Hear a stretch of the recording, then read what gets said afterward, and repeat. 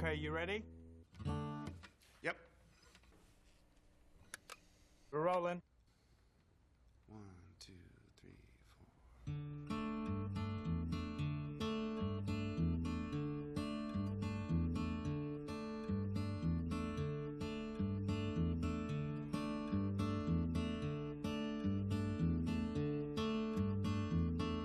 We were just kids with nothing to lose and nowhere to call home. But we had these songs and we had these dreams. So we threw it all in the back of an old van and just started driving. Our destination? Sound City.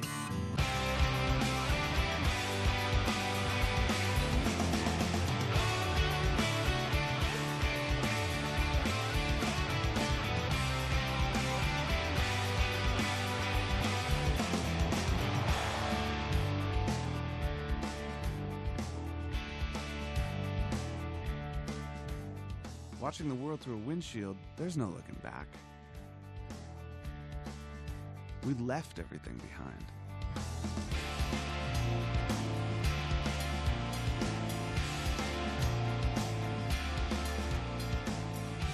When you're young, you're not afraid of what comes next. You're excited by it.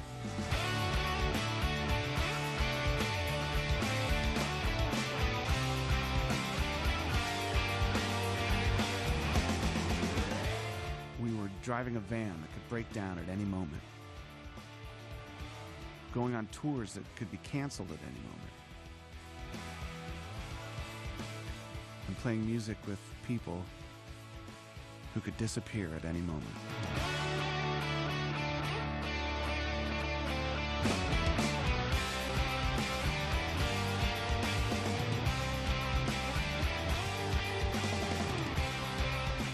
We had no idea that the next 16 days were going to change our world forever.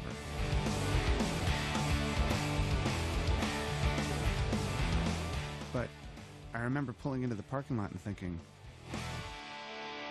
really? This is Sound City?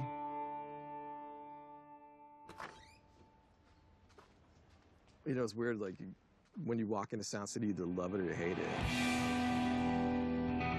It's kind of dumpy. It's a shithole. Everything was secondhand. It was something of a time warp, I think, or something.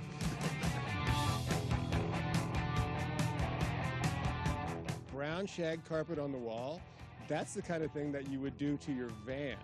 It was like, well, the place is already kind of trashed, so anything goes, you know? It was dirty. Didn't really feel like I wanted to sit on any of the furniture.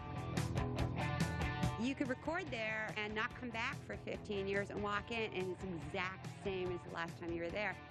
The parking lot used to flood, and it used to make a wave that came up the hallway of Sound City. Sound City was like, you know, you could put your cigarette on the floor. A bottle of Jack Daniels just spilled all over the carpet. Who cares? It's Sound City. Who cares?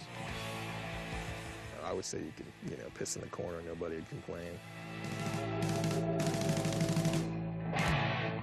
It was just a little more fucked up than I thought it should be. But walking down the hallway and seeing all of those platinum records on the walls.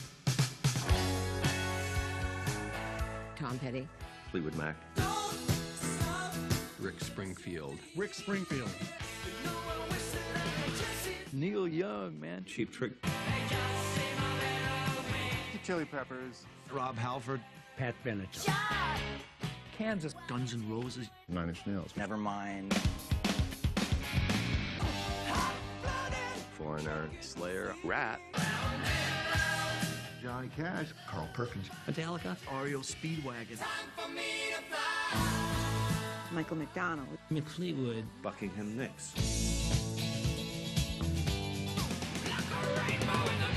Stevie Nicks. Masters of Reality. Frank Black. Will Spain. Rick Rubin. Caius. Weezer. Dude, how many fucking amazing albums have been made there?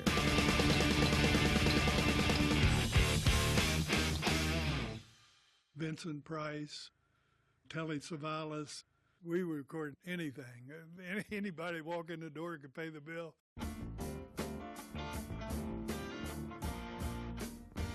Tom is this big, tall, lanky, goomery kind of guy that just fell off the turnip truck. He wants you to think that way. First time I was ever walked in a recording studio, first time I'd ever even seen one. I was with a West Virginia holding company that was buying little businesses. Joe Gottfried and another guy had started Sound City in 1969. He was actually the vocalist for the U.S. Army.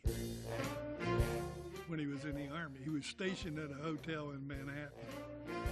A friend of his, Joe Leahy, who was a big band leader and had done music for CBS, and they were the two main guys in the studio when I came in 1970. Keith Olsen was the chief engineer. The only reason why the studio business survived was because the building ownership was Tom, and Tom would not foreclose on them. They were about 1 week away from being closed by the IRS. They owed taxes. It was kind of chaos, to be honest with you. But there was an opportunity to get into the entertainment business. This is Beatleland, formerly known as Britain, where an epidemic called Beatlemania has seized the teenage population, especially female. Big plot at the end of the rainbow is signing the next Beatle. We'd had $1 zillion, you know. Hi-fi and stereo equipment created an industry with an annual income today of $2.5 billion. Somebody at Sound City came up with this idea. We could start a record company. So that was my goal, to produce some records and have a hit record and make a lot of money. That was the whole reason we bought it. Sound City, I was funky. It was in the valley. We only used the valley to get to Hollywood. The valley was just this flat expanse of too many houses already. You know, so it was like kind of not happening at all. Neil Young pulled in fast in a very old car.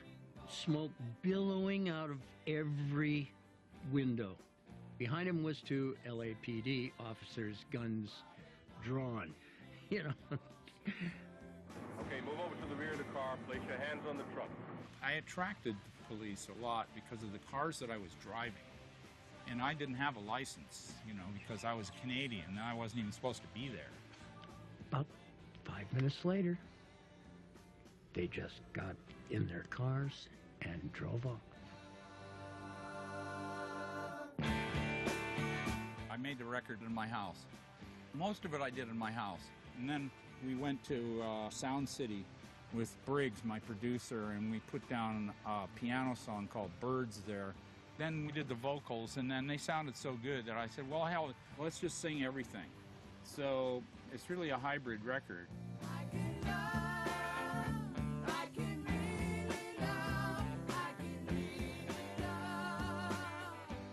My dad and Joe were partners in crime. They were very close. They were thick as thieves. Tom was like the business guy and stuff like that, but Joe was the heart of it all, really. The sweetest guy in the universe. Absolutely one of the nicest, truest people I've ever known. He wasn't a guy in a suit who was counting money and just trying to rip off as many musicians as he could. That wasn't his thing. He loved the fact that bands were coming in and making great records there. Joe was always like positive, more optimistic. Always the next big thing's going to be out there. Joe gave me time to learn and to hone what I do. He was quite a guy. When we bought the studio, we were struggling for a year or two, and we could see we couldn't just get the premier acts. You needed state-of-the-art equipment to get the top acts with the top budgets. So it was my goal to do that.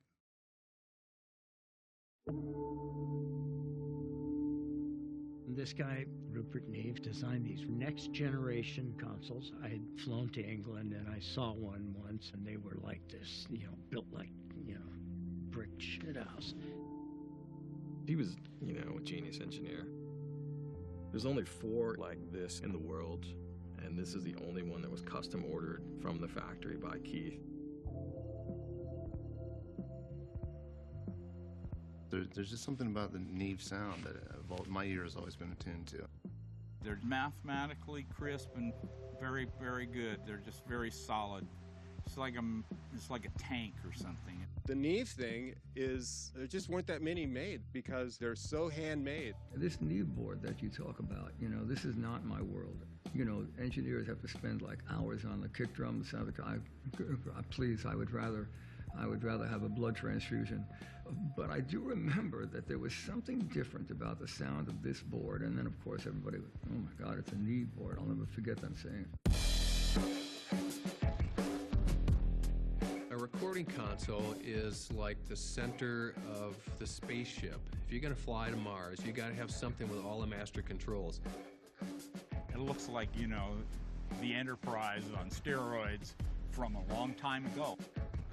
A desk is like a giant stereo, except instead of doing bass, middle, and treble, it's like you can do that on each drum. You know, each mic, each thing. All of the microphones in the studio are routed into that console.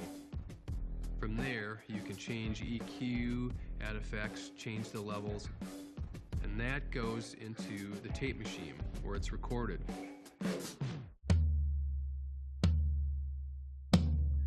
This board, if you put a fader up and turn the mic pre up and somebody hits a tom-tom or a snare drum, it sounds great. It sounds wide open, it sounds huge. If you turn the mic pre up too loud and it distorts, it still sounds great.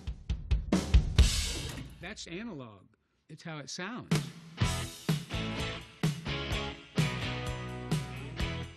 Especially Neves, you know. I mean, everything is just better. You know, the human voice sounds better. When you got harmonies going together, they kind of meld together. Come on, winner, come on, you don't fight fair.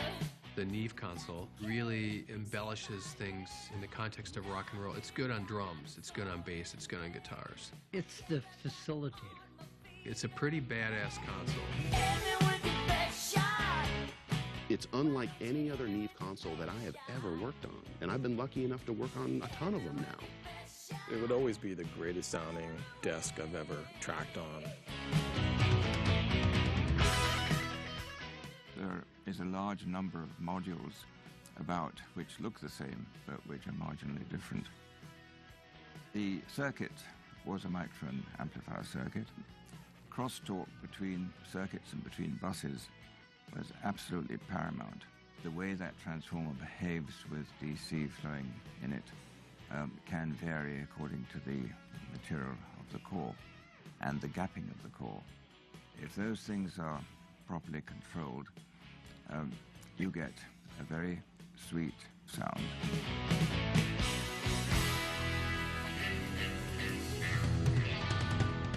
Rupert Neve is a fucking genius. At the time, that Neve console cost $76,000.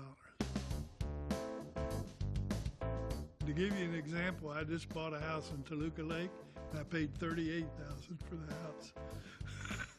My wife would have killed me if she'd known I was doing that. I thought if this place ever goes under, that's the thing that will pay all the debts.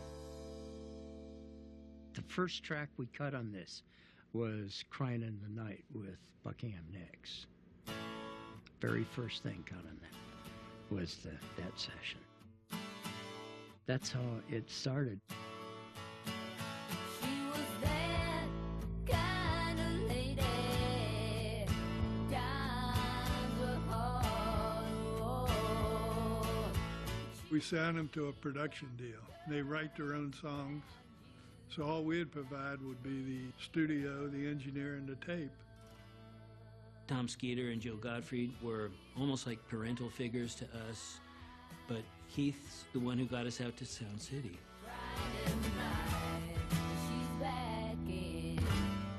When we first moved to LA, we didn't have a place. We stayed at Keith's house. They're starving and they're broke. Lindsay was painting and Stevie was cleaning Keith Olsen's house. I'd walk through with my broom, and, you know, Keith would go like, "That's the maid." And I'd be like, I'm not going to be the maid for long, just so you know, just so you all know. But she'll leave you crying in the night. She will leave you crying in the night. It was obvious that Lindsay and Stevie were really special. Buckingham Nicks came out in '73 to great critical acclaim and then got dropped by Polydor. The record label dropped them, so they didn't have a record deal. So they were just hanging around here. She's a come on lady. It was like our home. It was like our home away from home.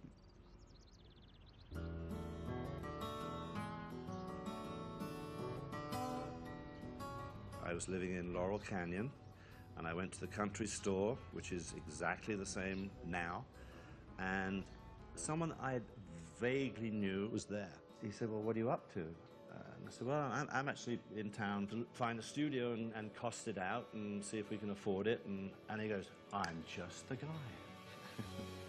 This rock and roll guy came to us one day and he said, "You know, I hang out with all these rock bands and I go to the clubs and all that. If I can bring a band in here, will you give me 10%?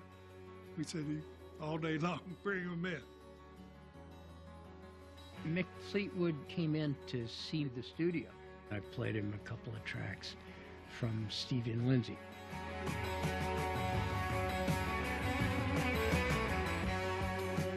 Stevie and I were in Studio B in the back, and I took a break and I wandered out, and I hear our song Frozen Love coming out of Studio A. I open the door and here's this 6'6" guy just grooving on the solo, and I'm going, who is that?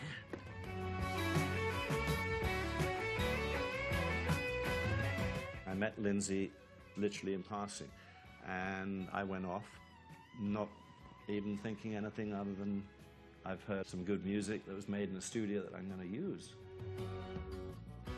We made a deal to do Fleetwood Mac's next album at Sound City.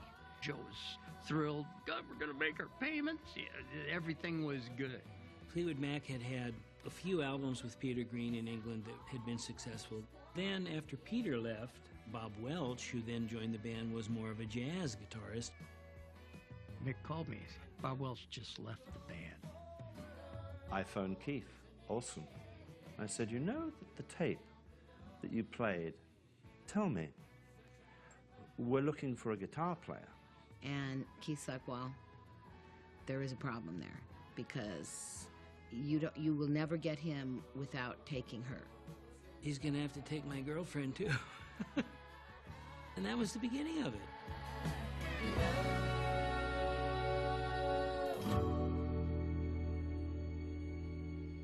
We joined the band the first day of 1975.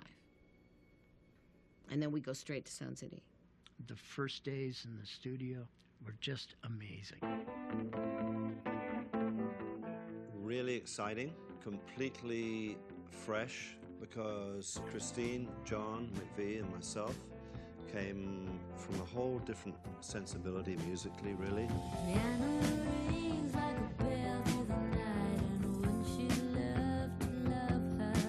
John McVie said to me, "You know, we're a blues band. This is really far away from the blues." And I said, "I know, but it's a lot closer to the bank."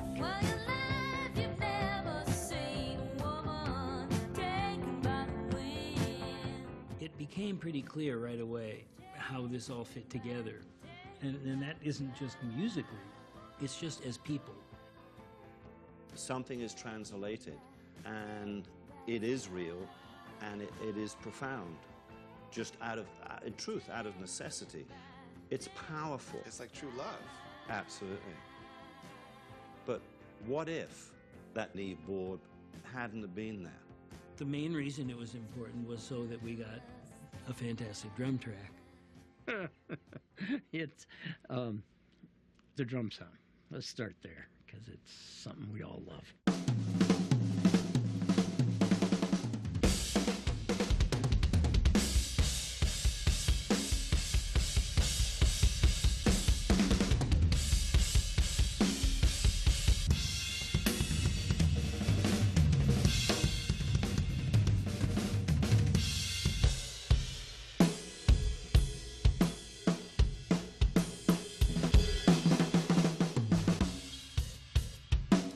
drums and the feel of a song are like the heartbeat of the song.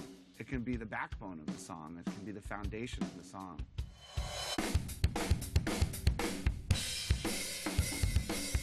So that's the first thing you do. You set up your kit, then you start putting up your microphones. A room like this has a really nice decay. So you put mics around the room to capture that. You put close mics on the drums. You have all of those individual mics spread over a number of tracks, 16 tracks or 12 tracks. So then you can bring the faders up or down and balance those tracks.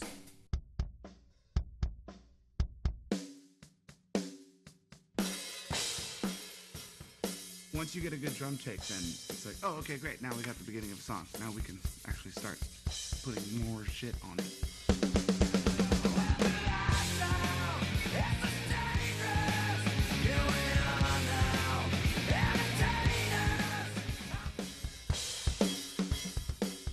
The way to pick studios is through blind testing drums, because you can record guitars pretty much anywhere and they could sound pretty much like your guitars.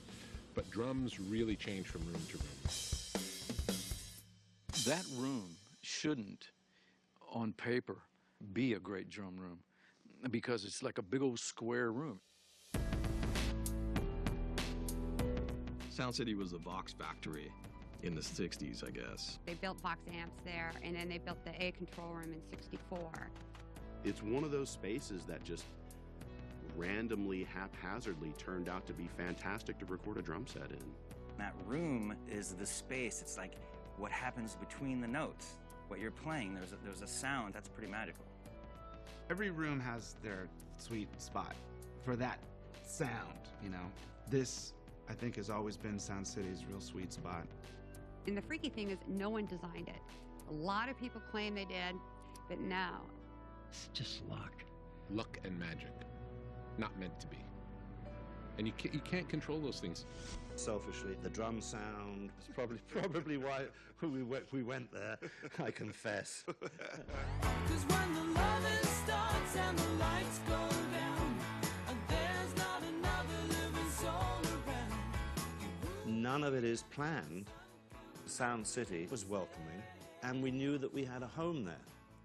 It's a church. By the luck of whatever, I have the ability to open that door.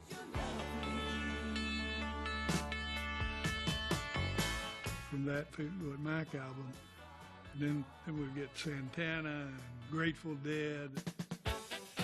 Once you have big hits like that, that was huge. Dancing in the streets, dancing, dancing.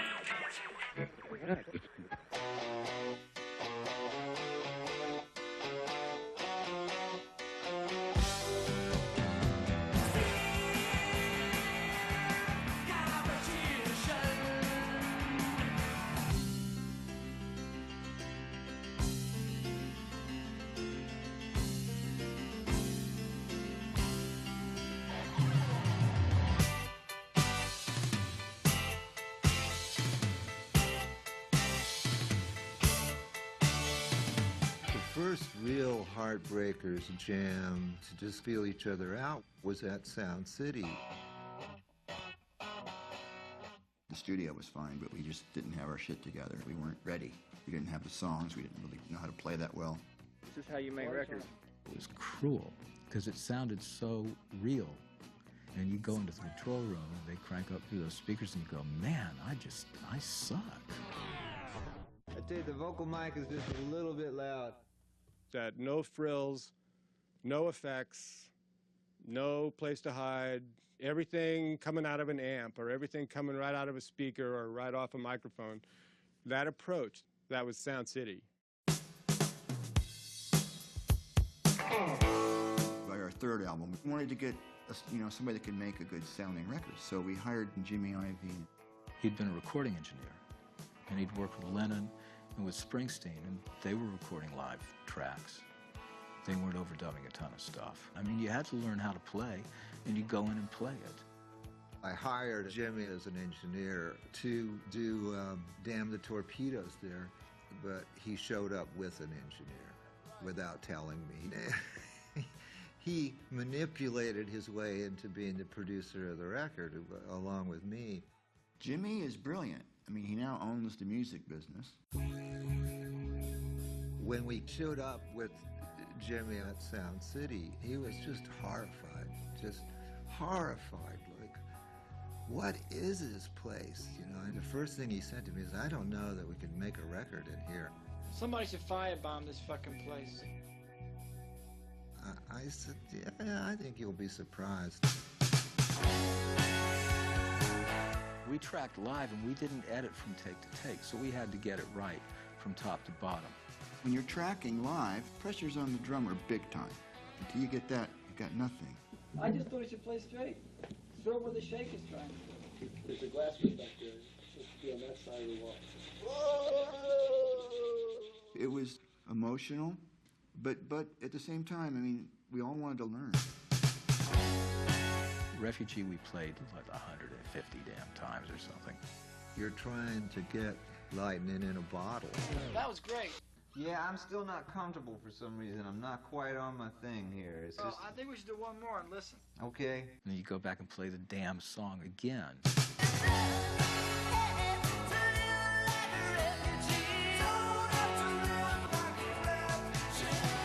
It might look easy, but if you're trying to go for greatness, and a lot of times you're going to fall short, and then you got to live with that night, it's brutal, you know, on your soul. God damn, you're gonna drive me crazy. No, you are gonna drive me fucking crazy.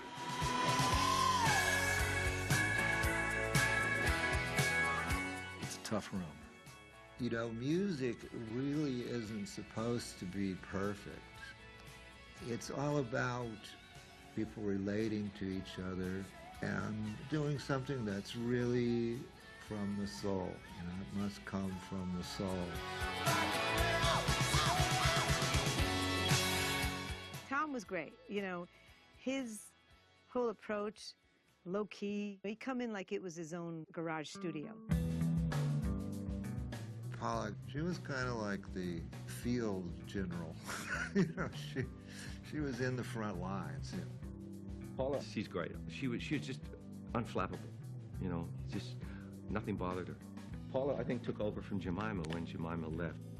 Jemima Eddie, and Jemima had this assistant who was a little girl named Barbie, who ended up being Rick Springfield's wife. She actually was answering phones and when she was, 16, 17, getting hit on by all the bands, of course. And then after Jemima, there was Paula. I took one look at her and I was totally in love. She was smoking hot and as sweet as can be. You know where your woman is tonight. Think about it. Paula Salvadori, Italiano. Yeah, Italiana. Every musician that went in there thought that Paula was in love with them. I think, or maybe it was just me, but I don't think so. Do you remember Paula? Yeah, I do, actually. The girl that ran the studio. Oh, a dark-haired girl? Curly? Well, I was Paula at Sound City. That was my last name for years. Paula was like a one-woman audience, you know. Do you know where your woman is tonight? Whenever we'd get a mix or whenever there'd be a performance that I was really proud of, I'd always come and say, Paula, come on in, check this out, check out what we just did.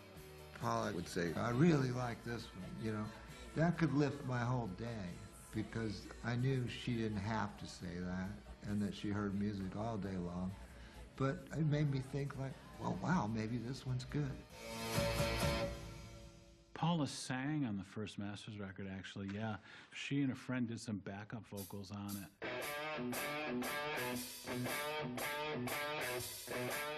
A lot of girl backup singers ended up like working and being secretaries in studios. When you need a backup singer, just, call the front desk and there's one sitting there. That was my dream, to play music, and I didn't get that, and before I knew it, I was kind of in the thick of it. It's totally attitude. I want to do this, I'll do whatever it takes, and I'm here. It's a training ground. You know, 6 months driving a car and then 6 months being the night phone answering guy. When someone above you quit or got promoted or moved on, then everybody moved up a step. I hired Nick because he could make guac. Very important, you know. I did. I made guacamole all the time. As a runner, I would go in there, you know, and empty the ashtrays and dust the console and vacuum. And that's when I started to learn the board. We had runners that became engineers, and then they became producers. A lot of people that hung around here became really successful in the record business. You know, recording. It's a different art form.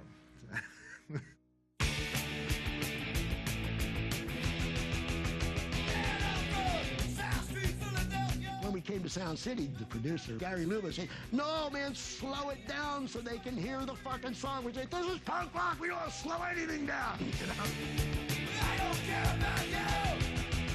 Fuck you. You're getting 50 seconds worth of music with the same amount of fucking notes because we play them faster. Some men were sleeping and puking, a man with no legs falling down Fifth Street trying to die someday. I don't care about you. One of the greatest punk rock albums. They made the record at Sound City.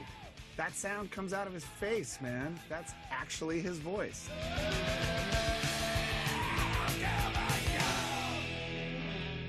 Gary Lubo had been the producer on the REO Speedwagon record. But what he wound up being was the engineer who fought with me every day.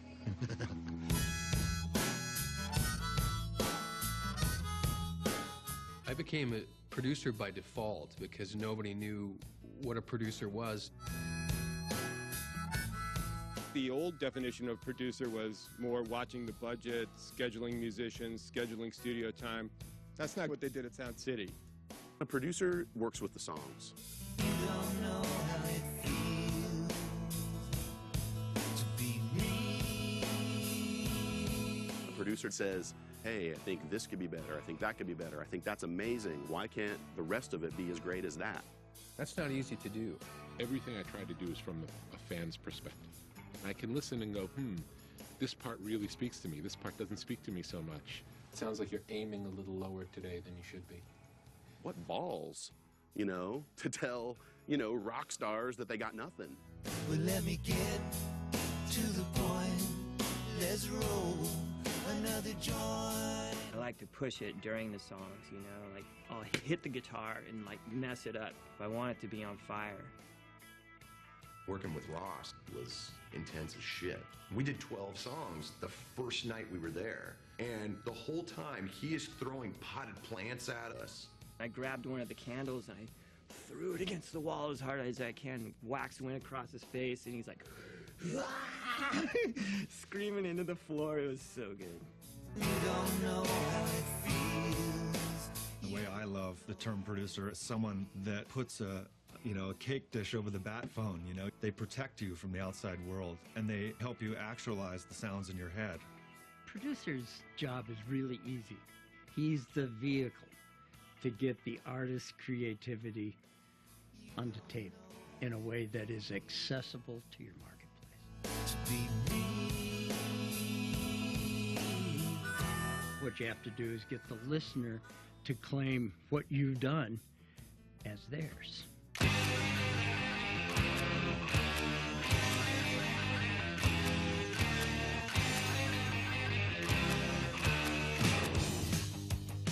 A girlfriend, an ex-girlfriend, it's always an ex-girlfriend, hooked me up with this guy that knew Joe at Sound City, and he said Joe's looking for artists to sign. I think we signed him like in the middle 70s. Joe's office was under the car ramp that took the cars up to the parking lot and the roof. I actually thought about not signing because of that. Love is alright tonight. He was turned down by RCA for about 5 years. I got into the studio when the paying clients had bailed. You know, Tom Petty just canceled. We got Studio A for 4 hours. Joe took Rick Springfield under his wing, and he kind of developed him. Got him acting lessons, got him an apartment, got him some little car, got him the General Hospital thing that started his career.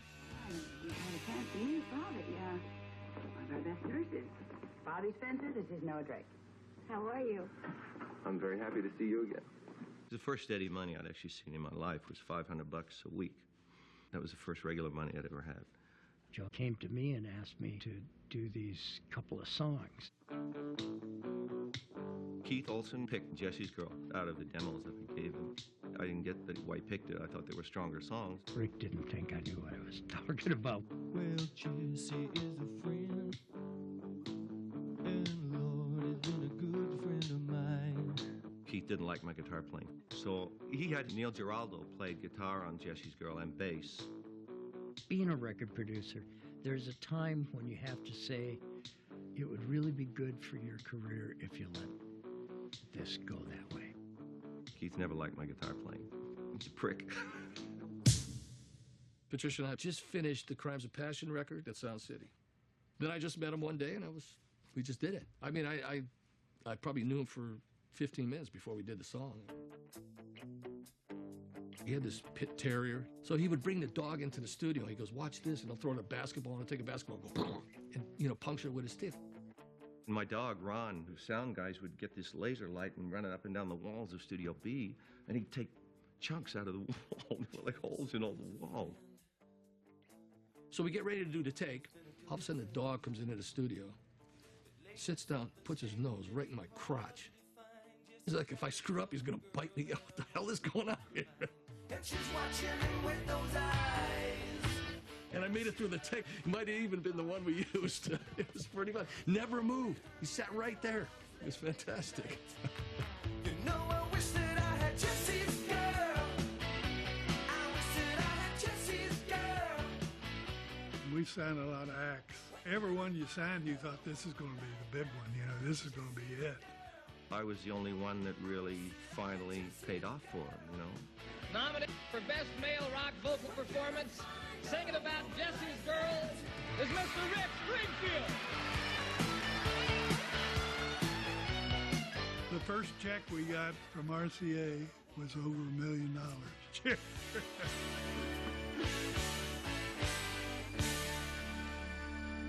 It's mind-blowing. I think Joe had pretty good karma. And this magic studio sprung up out of this ass-ugly complex in Van Nuys. And all these people just started coming. It was amazing.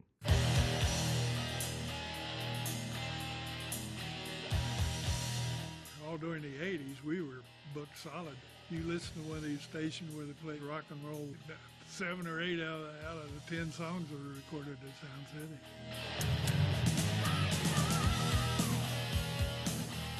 Describe Hollywood in the 80s.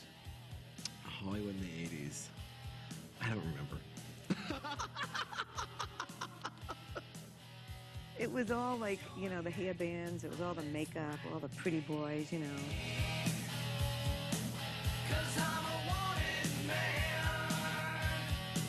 I was wondering whoever used the board after us if they had a burning sensation the next morning.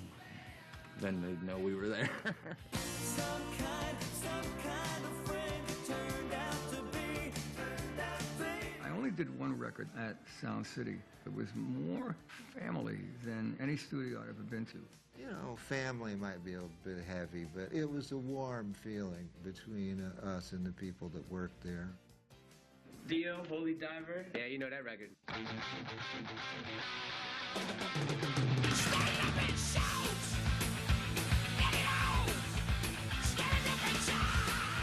Paula was Italian.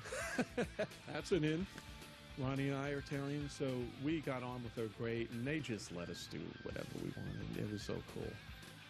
We were having such a good time at Sound City, almost like it was a hang, and we just had to play.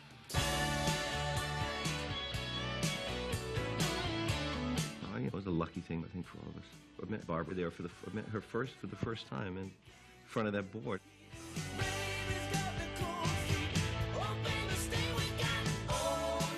I have a lot of stuff that formed me in that place in South City. You're in your 20s and you don't realize that this might not last forever. Tonight. You don't know what's coming after. Considering its quality and size, the compact disc most certainly will become a part of our lives in the future. It's all based on something called digital sound, an innovative technique that uses lasers. We've been sold a bill of goods about digital being so great. You can duplicate it forever and you never lose anything. The industry is behind it unanimously. 11 companies, from Mitsubishi to Sony, have all agreed on using the same compact disc and the same equipment. Everybody thought that was great, but the thing that was wrong was they'd already lost everything when they did that. It plays theoretically pure, perfect sound forever. In the beginning, when they created the algorithms that decide how music is recorded into the digital domain, there's a mistake in it. So, of course, you can duplicate this. You know, it was kind of a mirage. The official company spokesman, Mr. Spock, Leonard Nimoy. The sound is great. We've been using it on the Enterprise for decades. It's about time it got to Earth. Everything changed. You had a lot of things coming at you at once. The techno side of it. This guy named Roger Ladd, who was a friend of ours. I remember Tom and I once went over to his house, and Jim Keltner was there, and there were all these wires and gadgets out on the desk. Roger was tinkering. I go, "What are you doing?" He goes, "I'm building a drum machine." All the drum samples were my own drums. You had to be a drummer to sample drum sounds in those days. I got really, really good at it, and I really loved it. And it's just a tool. It's another way to make music. Don't come around here no more. Digital was in its infancy. In the 80s, everybody was trying to be state-of-the-art. People were saying you only have 24 faders, and we want 32, 64, we want 72. Whoop-de-doo.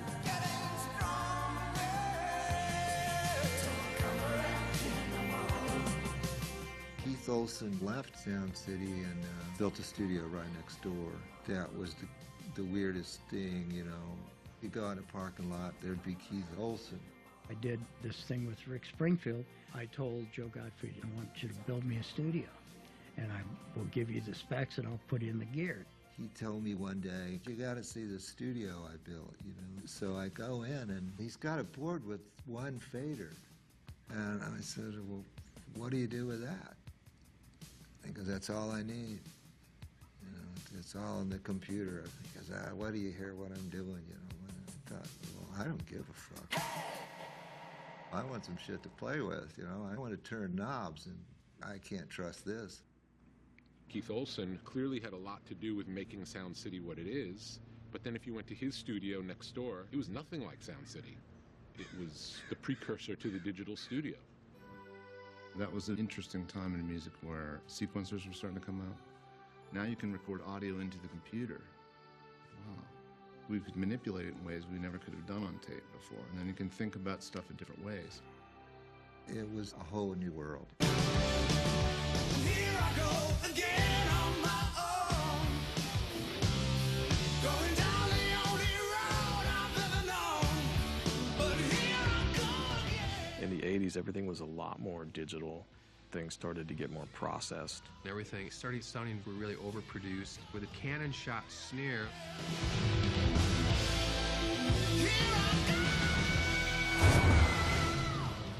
Sound City couldn't keep up. Joe was way over his head, and not just with the studio. At that time, we made a lot of mistakes. We spent a lot of money chasing other acts. And then one day, Rick decided he wanted to go with a younger, better manager, in his opinion. I was kind of talked into switching managers. And I didn't do it very well. It was supposed to be that Joe was like Colonel Parker and Rick was Elvis, you know? That's the way we all thought about it, you know? Rick Springfield made some money for Joe and stuff, but Joe became like a second father to him. Rick was his baby. And this guy talked me into, dumping Joe, and There was a lot of untruths told, you know. Joe was completely shattered when it happened. It shattered me too, but not personal like it did him.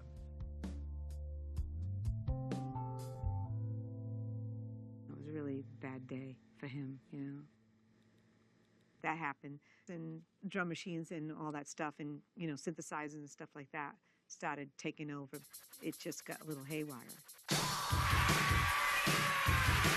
By the late 80s, Sound City, it just couldn't compete.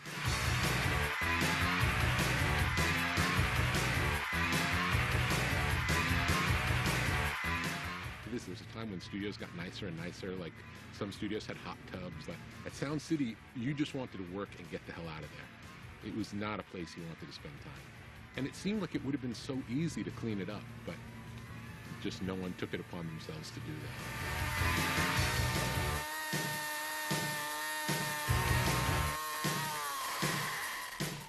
I got up after 9 years at Sound City, $29,000 for the year. No health insurance. Joe took it away, couldn't afford it. And then when Joe wouldn't give me my second week vacation, that's when I said, I'm leaving. By the time I got to Sound City, it was really dying. We had a tech who was dealing drugs, receptionist who wanted to hang out with Keith Olsen more than be at the studio. So I got rid of her. I remember Keith telling me I was wasting my time and the studio would be closed in 6 months.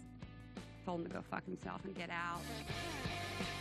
I took the last $200 out of my checking account and bought paint, and we painted the walls. Sound City was dead.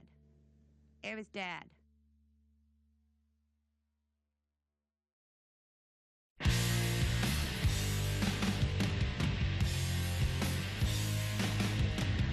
To be honest, I don't even remember how the fuck we picked Sound City. It's a gritty place, but we were used to living on the edge, so it's just like, it was roomy, it was comfortable. I think it was like $600 a day. 16 days in the studio, and then accommodations. I think maybe $60K was the budget for the whole record. We had these songs, and we busted them out. We had a pretty good idea of what we wanted to do.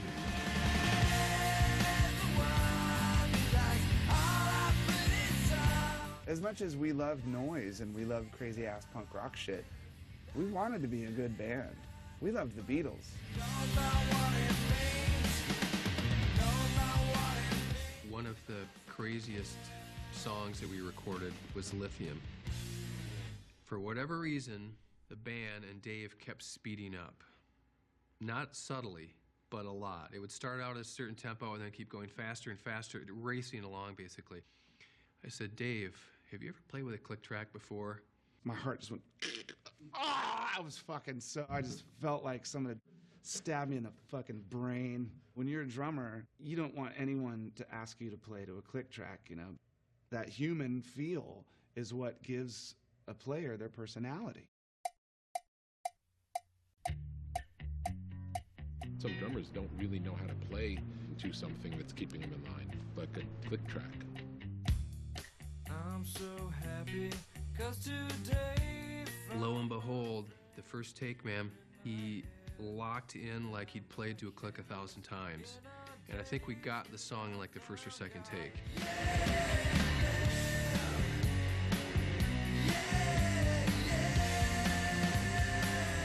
And then when I listened to it, I'm like, well, now it sounds like the fucking chorus is slowing down. It's okay to speed up a little, isn't it?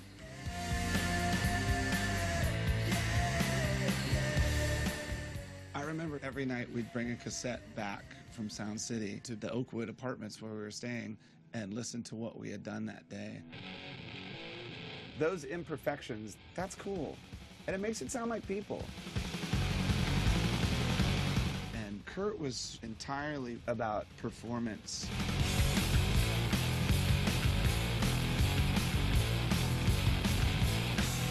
To us, it was most important that there was an honesty and truth to what we were doing.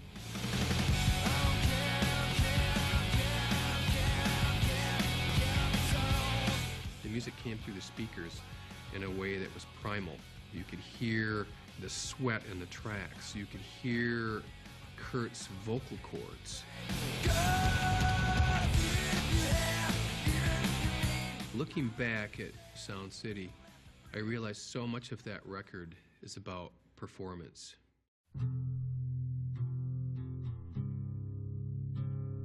When we tried to record something on the way, the band tried to record it live in the big tracking room, and it was just too kind of big and bombastic sounding. That song had to be right because it was such a delicate, fragile composition. Underneath the bridge, top is sprung a leak. Kurt came into the control room and he started playing the song. He laid in front of the Neve on this couch, and I turned off the fans and the phones and everything, and he played the song just barely mumbling, barely singing, and barely playing that 5-string guitar.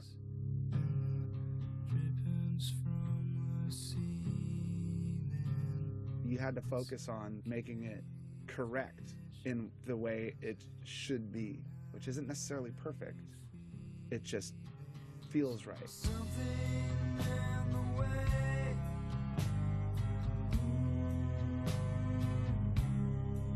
That was when I first saw a computer used with music, because it was so hard to play to that guitar. I couldn't really figure out how to get the performances locked together without trying to do crazy edits with them. Somebody had told me about this new digital machine. So this technician brought in a computer and a screen, and it was basically like Pro Tools or something. It was archaic. It was incredibly slow. You can't do what you can these days in Pro Tools. You hit this render button, and it would take like 2 hours. We used to call it Slow Tools, because it just used to slow everything down. And then when you finally listened to it, if you didn't like it, you had to hit undo and then try another one and hit render again. It would take like another 2 hours. The computer was such a pain in the butt. It's just like, this is a gimmicky thing. Good thing we have tape. This will never take off.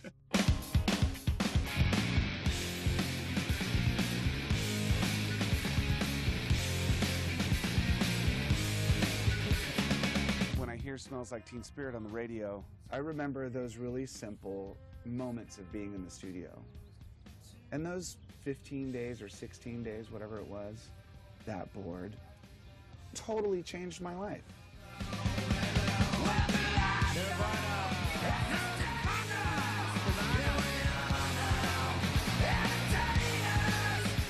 Sound City would not have survived if it was not for that record, you know.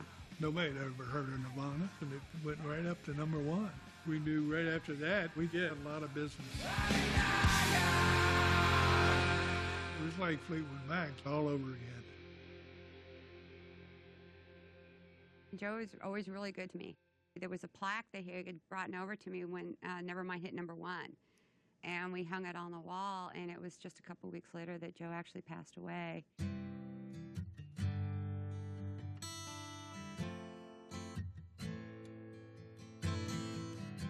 He was absolutely a beautiful person, Joe. Absolutely a doll of a guy. And I didn't treat him very well after, with the separation. And so I'm really glad we made up, before he died. It was a sad day. He helped a lot of people do a lot of things in their career.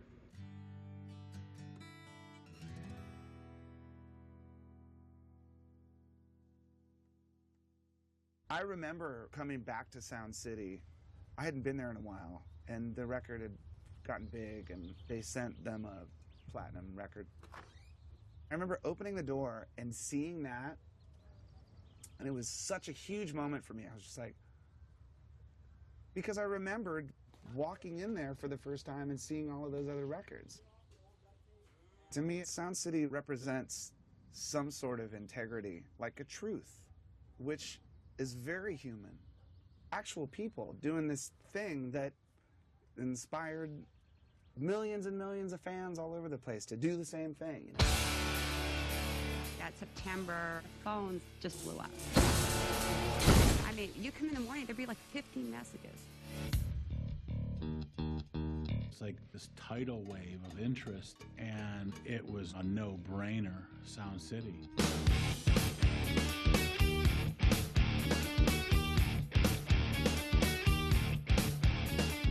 We chose Sound City because Nevermind was recorded there.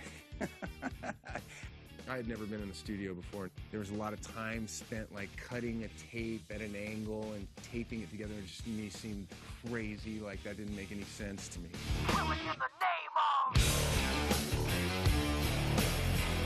We did our record at Sound City, like a live show. We brought monitors in and we invited a bunch of our friends down. I think we got half the record in that one night.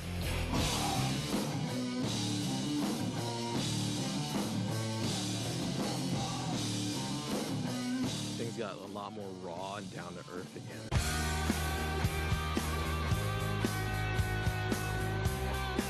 Had started to get into simplification and analog tape and vintage equipment and that kind of thing, and so obviously all roads led to a place like Sound City. It became the center of my life. I had a date for the 11th hour. All the Catholic stuff, that was all live, the 2-track, no overdubs. After making records in the 80s and working towards perfection and click tracks and all this kind of stuff, suddenly to just do like rockin' out and have it recorded and it's all done, it just felt really right. Well, who needs that now? Oh, who needs that now? I kept working there pretty much into the 90s with Rick. All they kept on saying about was, wow, there's no Paula. This is really weird. And I was just like, you know, seriously? Siobhan was great. She didn't take no shit off nobody.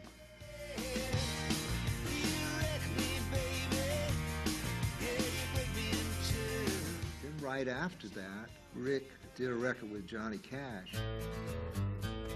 He was the coolest guy in the world. He was really humbled. He was sick during the making of that record, and there were times where we would have to take breaks, but he loved recording. He loved being an artist.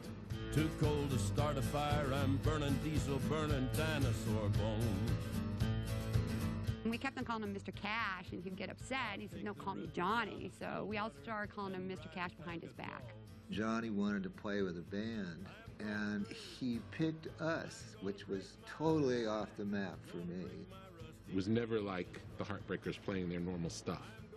Because for each song, everybody would pick up different instruments. Gonna break my rusty cage. One of my greatest nights was when Carl Perkins came down. I was a runner, and I'll never forget sitting at the front desk at Sound City, and Tom Petty and Carl Perkins and John Fogerty walked in, and it was just like, wow. Come on, go with me, babe. Come on, go with me, girl. Tom Petty never loses his cool. And he walked out at the control room totally calm, and he just like slammed his hands down the table and goes, it's Carl fucking Perkins, can you believe it? Good old Sound City came through for us again.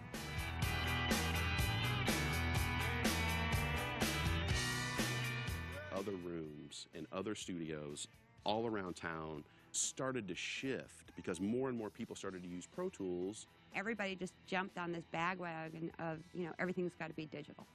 Digital consoles, digital tape machines. I mean, they hadn't decorated since 1974. They sure as shit weren't going to spend 20 grand on a fucking Pro Tools rig, you know? When you came to work at Sound City, you knew what you were getting. It was a tape-based studio. At some point it became cultural. We're against that. It starts from the runner all the way up to all the engineers and the studio manager. They were just against it. Like, digital sucks. You know, bring them in the room and mic them up and just let tape roll. I've got a secret I cannot say. Blame on a movement, give it away. That's what Queens was all about. We were not only analog, it needed to be live. It needed to be something you could be proud of that you had done, you know. It was just what you had to do if you were a real musician.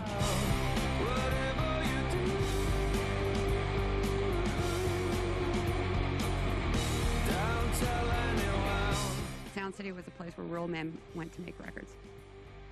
You know, it wasn't going to be easy, but, you know, all good things take an effort.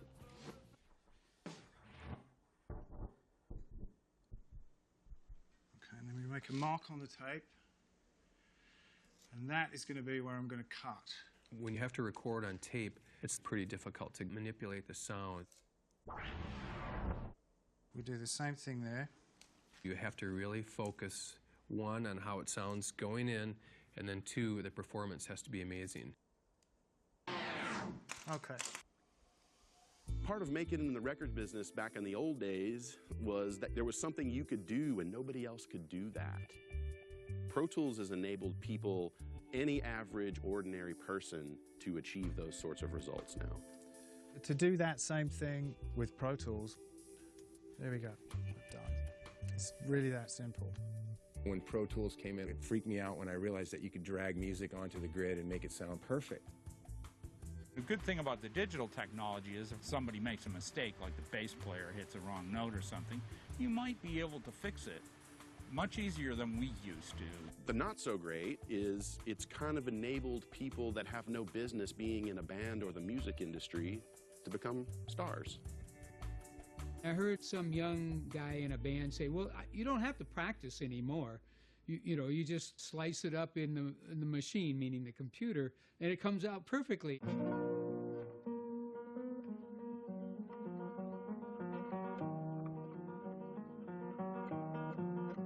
Somebody like Andres Segovia, you know, who played the guitar beautifully, there's no machine's going to do that.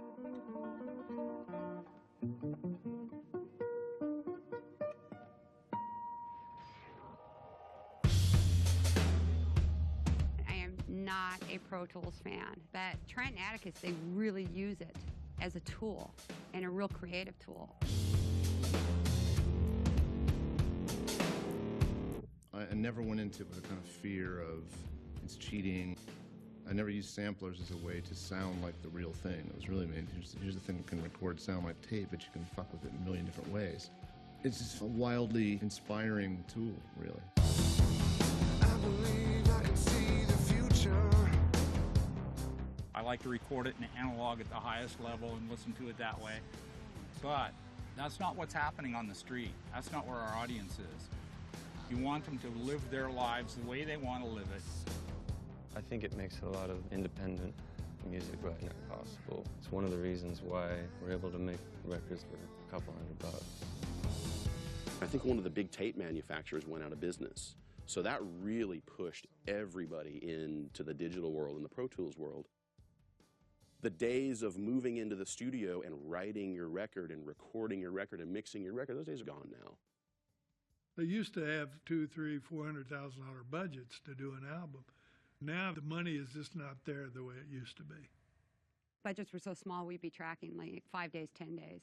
It was always last minute. Can you work this afternoon or whatever? So. In the end, it was a little hard to swallow. You know, we started selling off the gear in Studio B because the studio was way behind on bills. Lover, there will be another one who'll hover over you beneath the sun. Most of the great studios have gone out of business, and a lot of what you hear on the radio was made on people's laptops.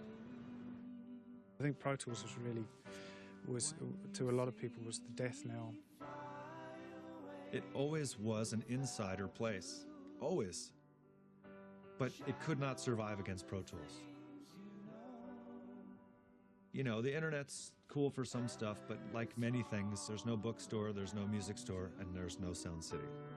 And show you the way to go. It's over.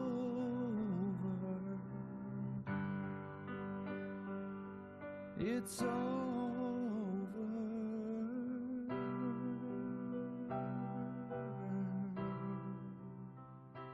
I had heard that Sound City was about to close. Someone said, you should call Siobhan. And I talked to Siobhan, and she was in tears, man. It was heavy. Sound City was my home. And basically after all those years, after 19 years laid off, no severance pay, no medical, nothing. Siobhan was like, she was like a mom to me. You know, I left my mom. My mom was in Tennessee, and then I was out here, and Siobhan was so cool, man. I love her so much.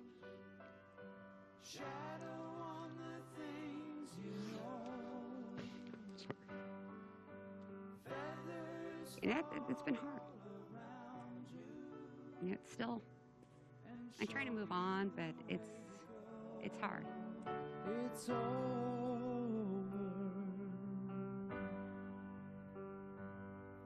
It's over.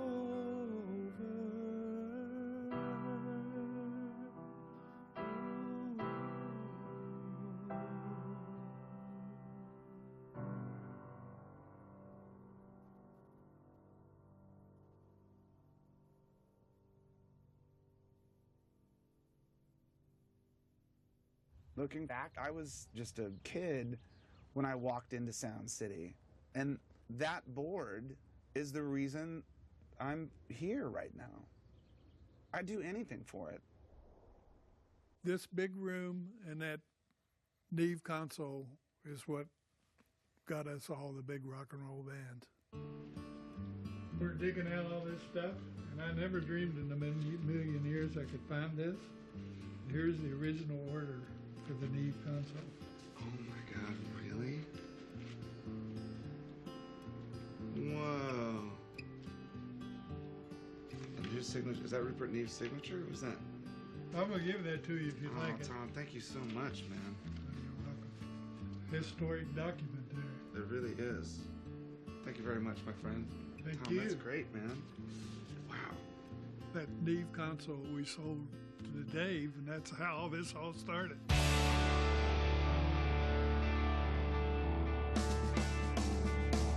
All right, let's do this. To me, it's like, it's a living, breathing piece of the music that we've made. It's just as instrumental as any instrument that's run through it. It's the sound of the records that were made at Sound City. This thing is a piece of rock and roll history. I thought that board would just go straight to the Rock and Roll Hall of Fame. I thought no one was going to get that board.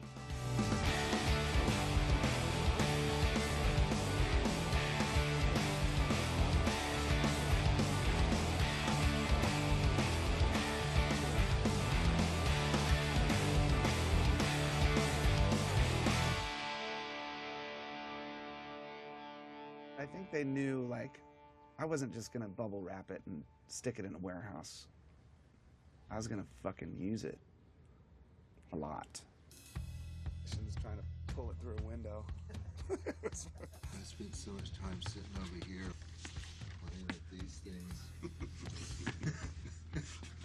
Well, was it still sitting there, Dave? Yeah, you know, it had been working. So the first thing I really wanted to do was invite everyone back to make this new record. Giving that old board this new life with new music.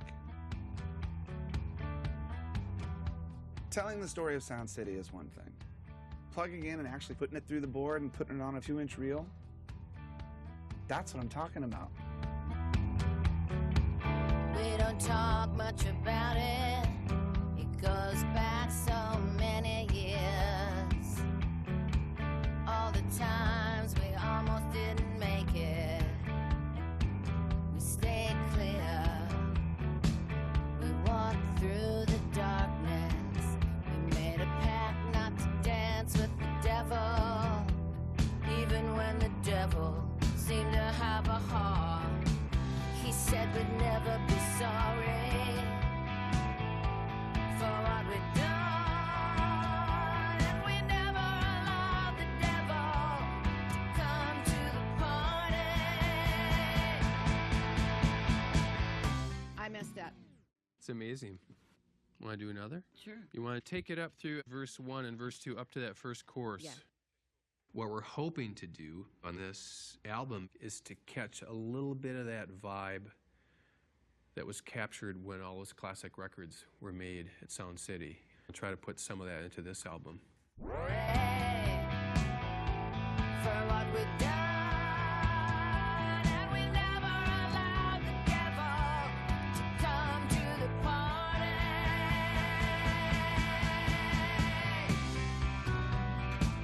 You can't fix this. You lost a friend. Hearts breaking, right and left. Fucking A, that girl can sing. Any input from the Foos? Just go. I'm not. Just do what you do. Thank you. I am kind of radical, you know.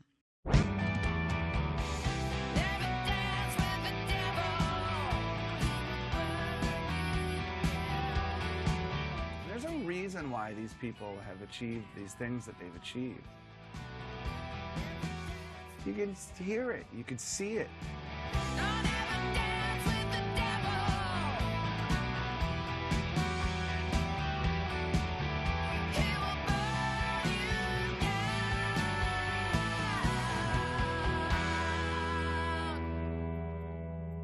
You can't fix this.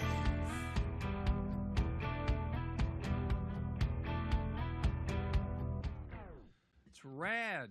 Sounds rad. And I get to do my snake dance. I'm just feeling very wonderful to be in your studio with this board and know that this board was the first place that we did Buckingham Nicks. 15458 Cabrito Road, Van Nuys, California. This is a letter that I wrote to my mom and dad and my brother in the middle of the making of Buckingham Nicks. Dear Mom and Dad and Chris, well, here I am once again at the famous Sound City recording studio. Sound City, Inc. Ta-da! I'm getting very tired of sitting around listening to 12 hours of music per day. Oh well, I know it will pay off in the end. It will all be worth it. I hope that all of my little family is doing fine and not working too hard. Moving right along, I just want to say that I certainly do miss you all and wish you could be here to hear some of this stuff. Lindsay may go down in history as one of the greats in guitar playing. It really is quite amazing. Well, no more news as of yet. So much love to you all, and hold good thoughts about this thing. I love you, Stevie. I think it really is a testament to how many people actually did love Sound City and do love that Neve console and want to be part of history. I was bragging to everybody. Guess what I'm calling tonight? Rick fucking Springfield.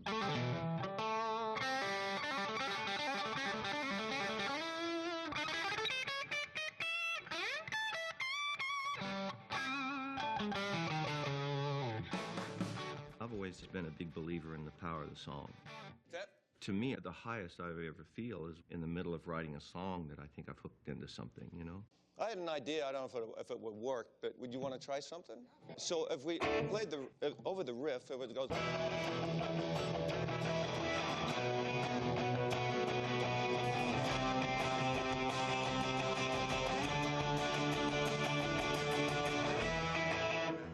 That'd be really cool. Let's try from the top and see how that sounds.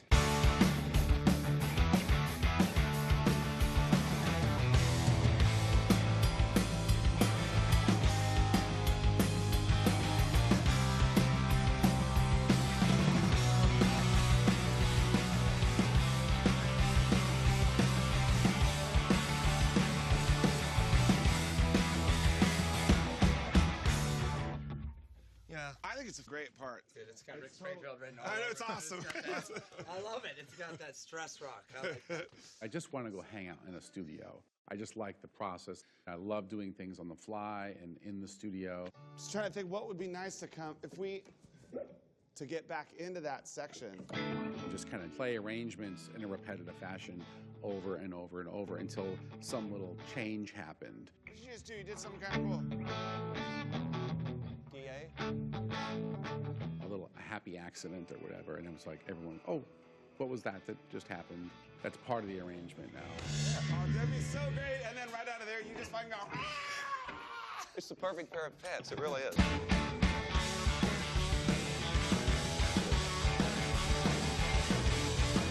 The good thing about learning while you're recording, where you sometimes accidentally get, is something good. If you don't have any idea what you're doing. And the sense of discovery, like, is a big part of it. Everybody gets it all at once, and it's the first time you ever played it, and it's got everything new for the first time. It's like your first anything, and that's the cherry of all time. What if we tried doing the Rick part as a pre-chorus? Yes. Ah, that's so good. Because then it goes into the chorus. That's awesome. Better be good now, Pat. I know. Oh, it's good. 2.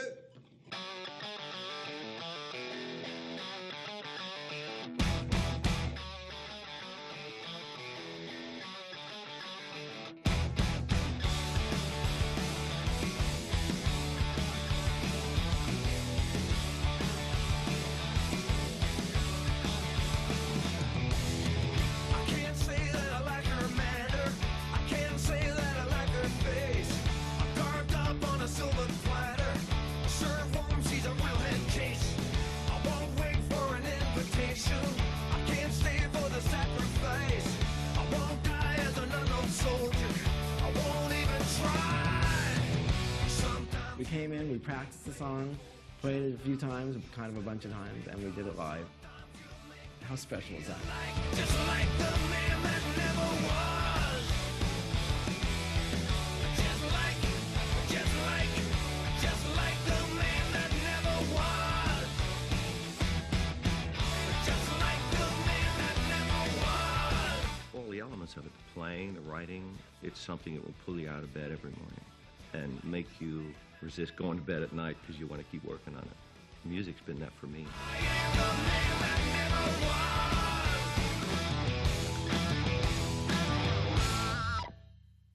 Great, You got thanks. some darkness in you, boy. Oh, yeah. A lot of darkness in so me. cool, man. Spent a lot of time in front of that board. Thanks, Dave. That's cool. Thanks for that. It's a great enabler. It's fucking great, man. Anybody that's been to Sound City knows exactly why I'm making this record. They get it. I have an idea. Why don't we just start it Flea Bing style, where you go, what did he do? What did he do? Oh, I'm on it. What did he do? What did he do?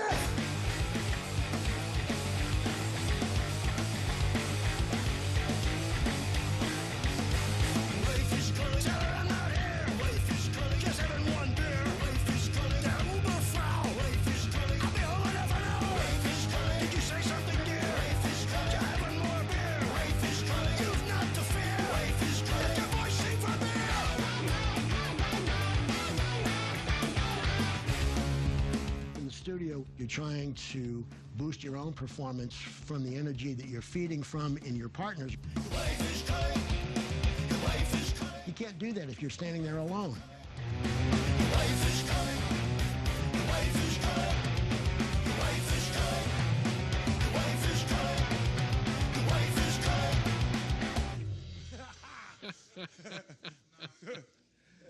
Fuck yeah.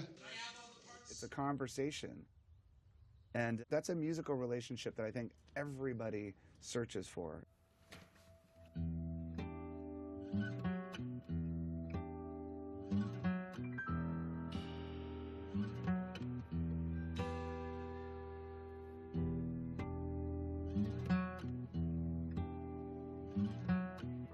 I think the downside these days is thinking that I can do this all on my own. Yes, you can do this on your own, but you'll be a much happier human being to do it with other human beings, and I can guarantee you that.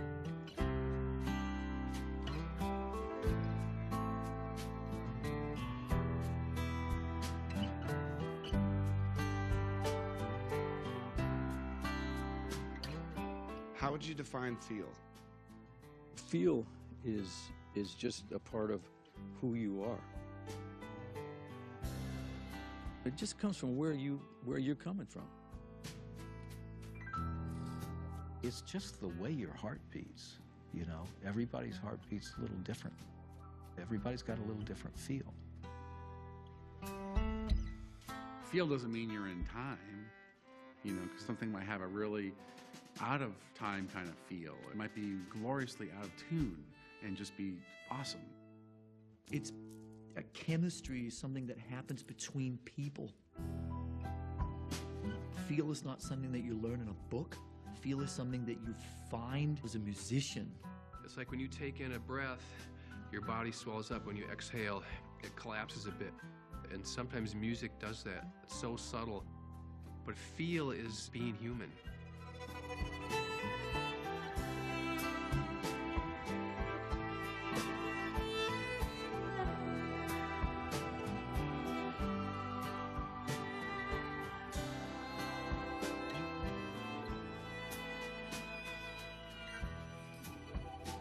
No two musicians are the same, even if we're playing the same song. No two musicians do it the same way. It's so hard to be understood in life. And that's why when you meet someone where you understand each other at that moment, you sort of want to hold on to it, you know? When someone has great feel, whether it's a drummer or a guitar player, it kind of makes you fall in love with their personality. You realize what a beautiful person they are, you know?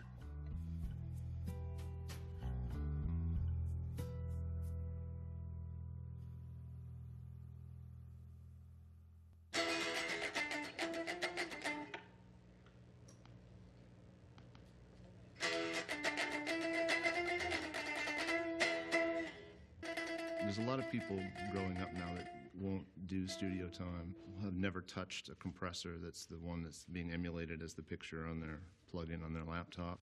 They're missing out on something, you know.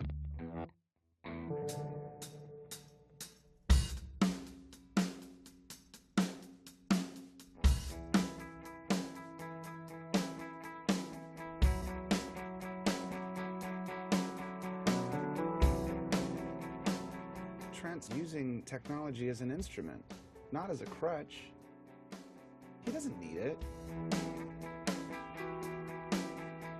He's one of the most brilliant people I've ever met in my entire life. He's the person that could inspire the digital end of this conversation. Hey, you guys, there's no fucking way with the smoke machine.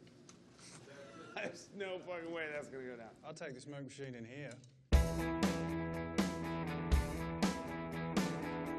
My grandma pushed me into piano. I remember when I was 5, I started taking classical lessons.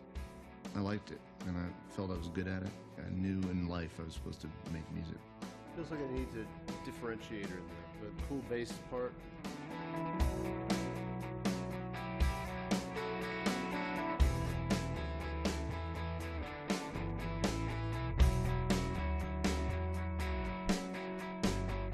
The sound I have is not right. That's not helping things at the moment. I could do better than that, too. Are you hearing something you want to try? Basic? So you're not stepping on my toes.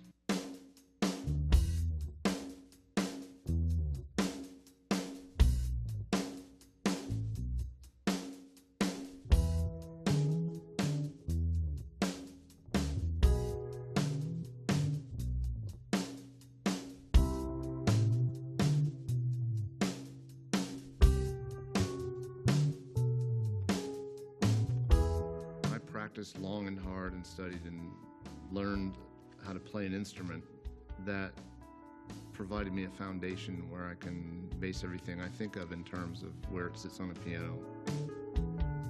I sort of like that at one point it kind of got there and then it backed off. It can kind of brood and be really simple and empty and sort of kind of like lift the curtain on it and it can expand. All right, can I just say that that is fucking awesome? Just that right there sounds so fucking beautiful. I really like the sound of these three things together. I think it sounds really cool. Okay, let's keep doing it then.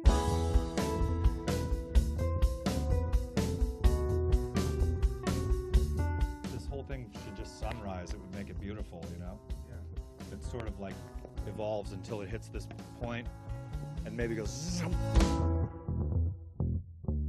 I'm writing music today. Rarely do I sit down and think, oh, this should resolve to that suspended, I don't think of that shit. But subconsciously, I know I do. And just when you've sold that enough, that's the time to change to an ending and sort of like let it rip a little bit, you know what I mean?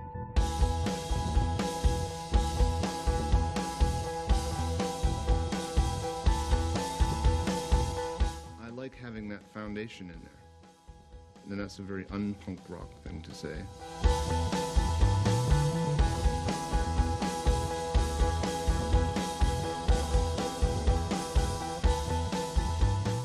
Understanding an instrument and thinking about it and learning that skill has been invaluable to me.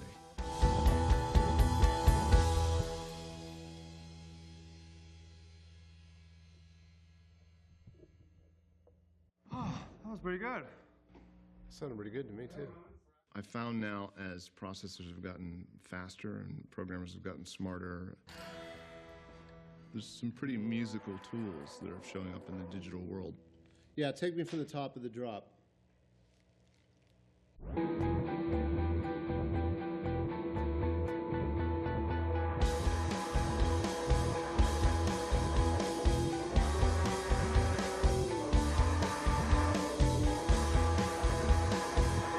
The tools are better. Well, the tools are much better today than they were 5 years ago, certainly 30 years ago. Now that everyone is empowered with these tools to create stuff, has there been a lot more great shit coming out? Not really. You still have to have something to do with those tools. Right. Yeah, it's killer. You should really try to have something to say.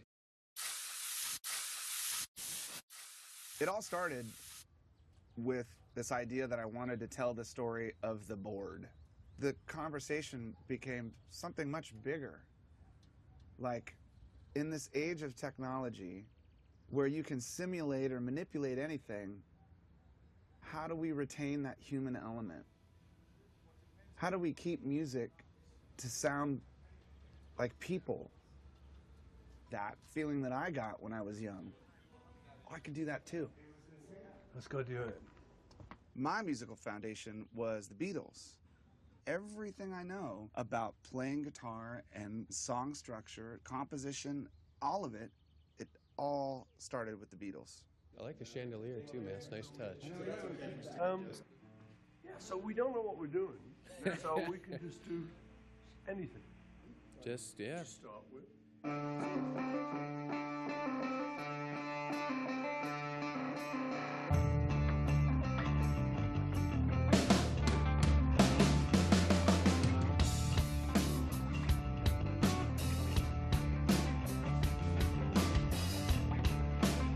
I think he knows how you feel when you play with him. I don't know, I can't really describe it. I dropped from the most nervous I've ever been down to like, oh, this is okay. Come on! Won't you set me free?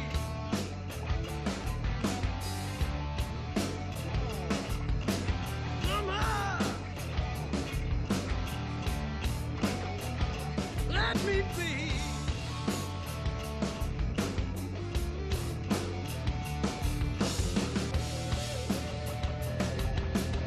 About halfway through the session, I kind of looked over at Chris when we were playing and we were going for it.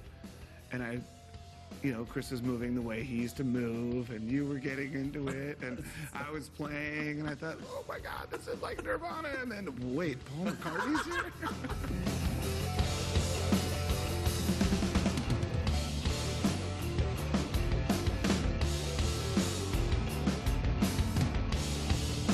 This is the best way to make records, when you get people in a room together and you don't know what's going to happen. You just hit record and keep your fingers crossed that it's going to explode.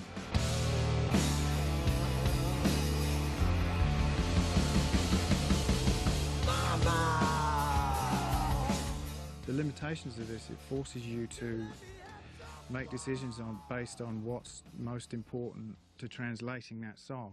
If we start.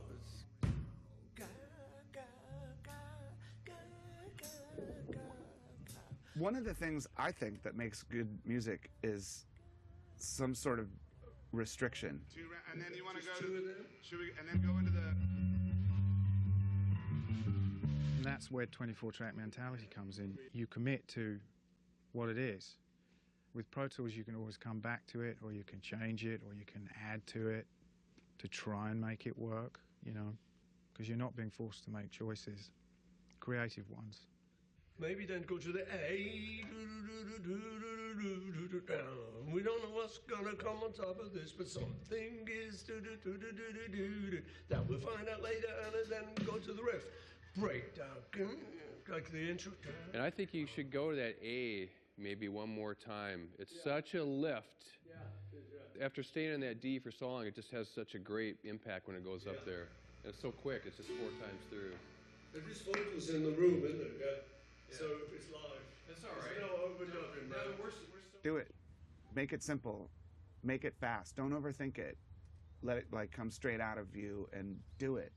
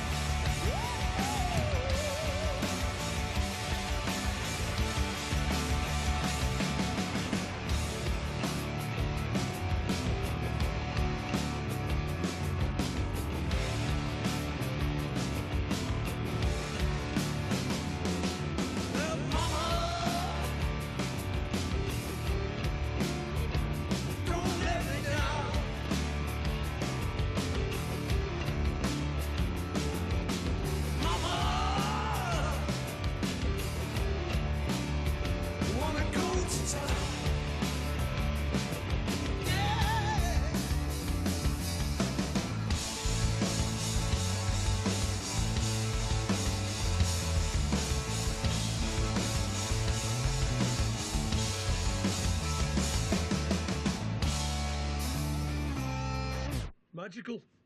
You didn't even know what the hell you're doing, but it's genius. Exactly. That's my autobiography. I didn't know what the hell I was wasn't doing. thinking. The Chris Novoselic story. What was it thinking? No, I wasn't thinking. That seems off.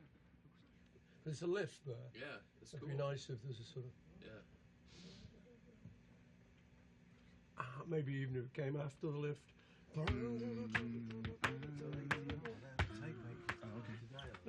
You let the lift happen, and then take it further with a chord, vocal chord.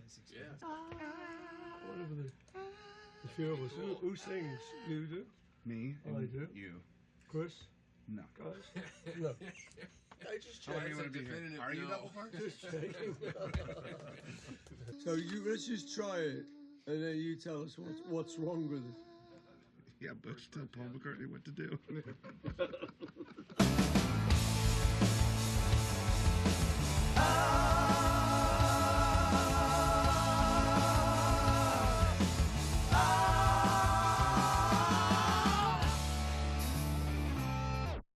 Sounds pretty cool. I love it. Should we do it in the other section too? Okay. Why can't it always be this easy? It is.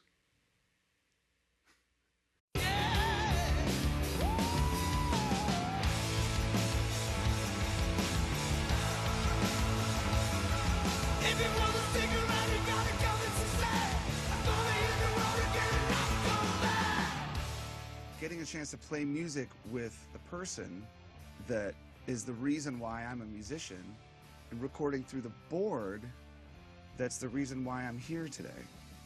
It was a huge full circle moment for me.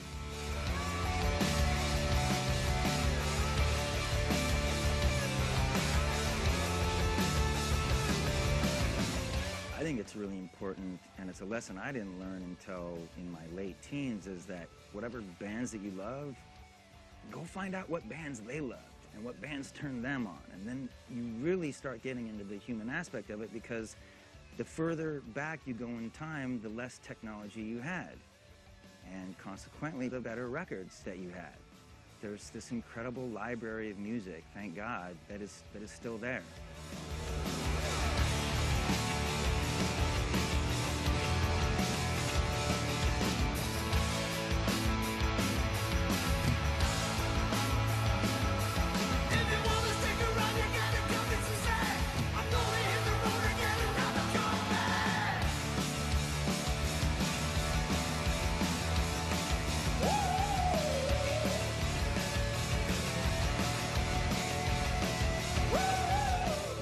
True to yourself and make the music that you love. Go out and play, turn people onto your music, spread it yourself. Don't think it happens any other way. Let's rock, let's play, let's record, let's play it back. Wait till you hear this. I can't wait to get in my car to hear it. I'm gonna play it for my friend.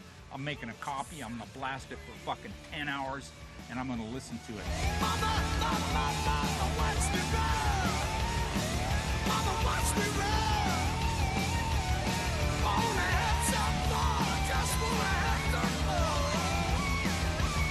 Yeah, set me free, let me be.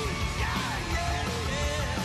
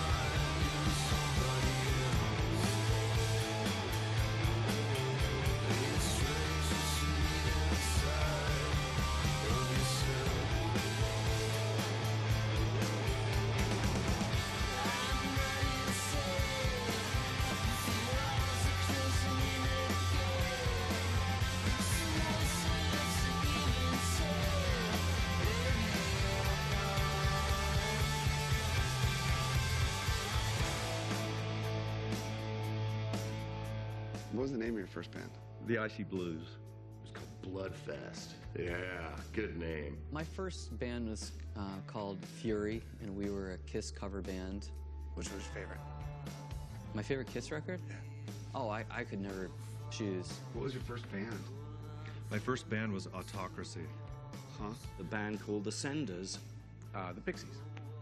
Pixies your first band? Absolutely. Yeah. No band before that? Nope. Really? Yeah. Wow. I've been in practically every other kind of band. Blues bands, punk rock bands, standard rock and roll bands, top 40 bands, jazz rock fusion bands. In New York, I had a band called Daybreak. Did you have a band? Had a band. What was the band? The Pricks.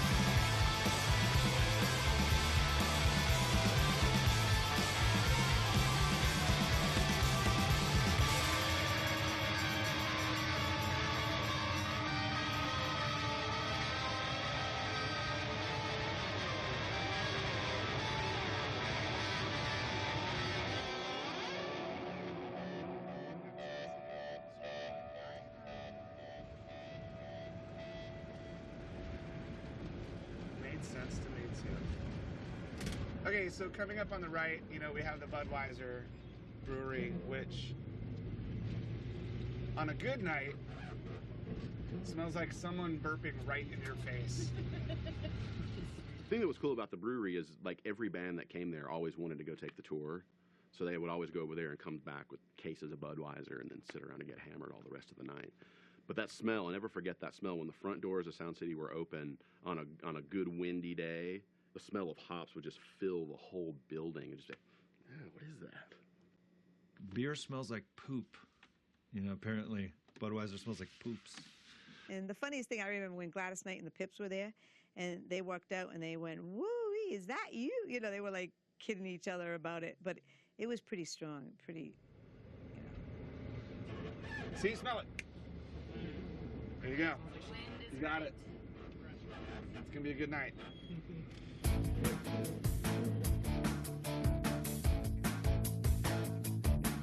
Heard a song on the radio just after school. Back from the 80s before Reagan was cool.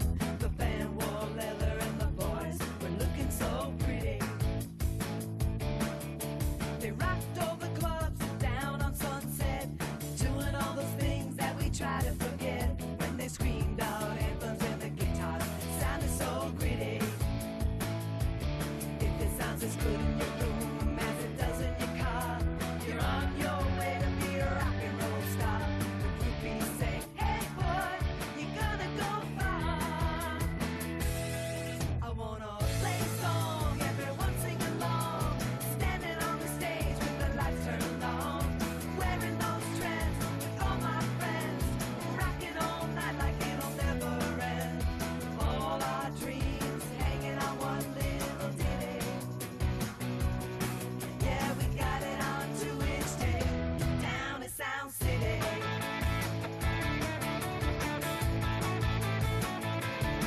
I wanna play a song, everyone sing along, standing on the stage with the lights turned on, wearing those trends with all my friends, rocking all night like it'll never end. I wanna play a song, everyone sing along, standing on the stage with the lights turned on, wearing those trends with all my friends, rocking all night like it'll never end. All those epic songs with the phrase so witty. You always lose a few to a cause that offers no pity. All our dreams hanging on one little ditty. Yeah, we got it on 2-inch tape down in Sound City. Oh yeah, got it on 2-inch tape down in Sound City. Got it on 2-inch tape down in Sound City.